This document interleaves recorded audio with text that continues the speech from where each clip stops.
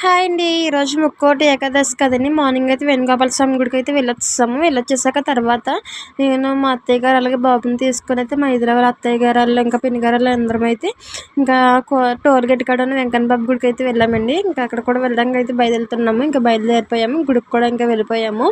ఇంకా వెళ్ళాక అక్కడైతే గది స్తంభం కాడ కొంచెం దండం పెట్టుకొని ఇంకా అలాగే వెంకన్న బాబుని కూడా ఇంకా దర్శించుకున్నాక తర్వాత అక్కడ భజన చేస్తున్నారండి. భజన చేసే కాడ కూడా చిన్న క్లిప్ తీశాను.